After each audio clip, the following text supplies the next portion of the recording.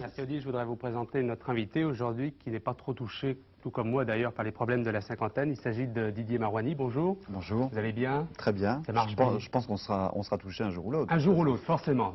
Je crois que vous êtes un artiste qui marche bien. J'ai quelques chiffres. Déjà 3 albums vendus à plus de 8 millions d'exemplaires dans le monde. Là, vous venez donc de sortir un nouvel album qui s'appelle Space Opera, c'est ça?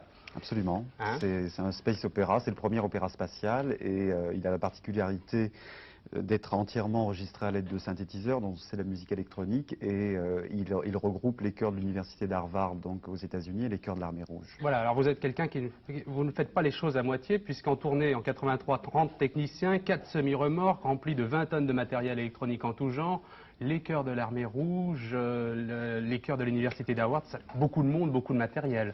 Oui, absolument. Et puis bon, cet album, c'était un petit peu un challenge. Je suis parti sur un concept, en fait, et je me disais, ça faisait 2 ans que j'avais rien fait au niveau musical et électronique.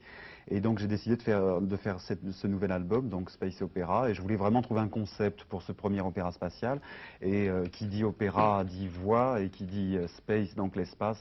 Je voulais réunir, et je pensais que c'était très important de réunir ces 2 formations de chœur, car les soviétiques et les américains ont le plus contribué à la victoire et à la recherche de l'espace. En tout cas, bon, maintenant les Européens sont très forts avec Ariane et Hermès. C'est un petit peu un rapprochement musical Est-Ouest, non? Bah, il se fait que la sortie de cet album s'est réalisée pendant le rapprochement Reagan-Gorbatchev, mais le concept de l'album date de 1986, donc à l'époque il n'y avait pas du tout vous êtes un précurseur dans la matière. Et c'est également l'occasion pour vous de sortir l'un des premiers vidéodisques. Oui, c'est le premier Je vais le montrer, je crois que voilà, il est là. C'est donc l'un des premiers vidéodisques. Voilà, en fait, bon, c'est un petit peu en avance au niveau technologique, dans la mesure où les machines sortent, je crois, ces jours-ci.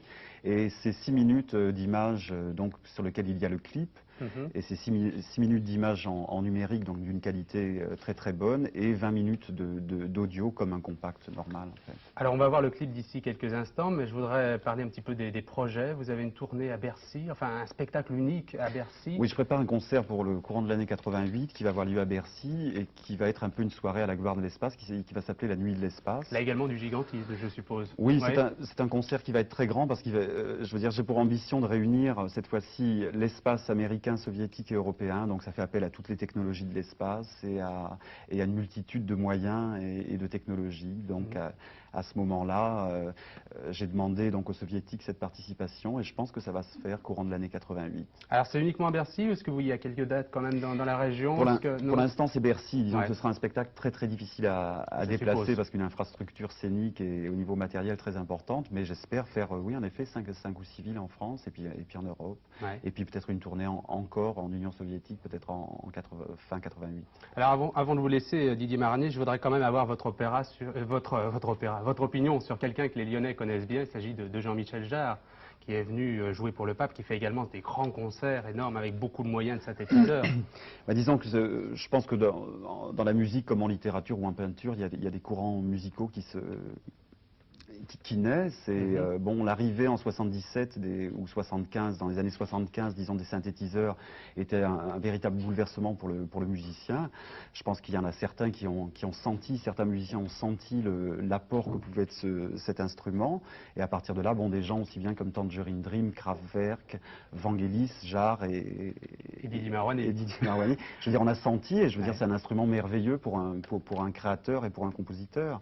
Et en 77, c'est vrai que les gens disaient, bon, le synthétiseur, ce n'est qu'un gadget, ça va passer. Et je veux dire, moi à l'époque, je disais, c'est vraiment l'instrument, ça va rester comme l'instrument majeur du XXe siècle.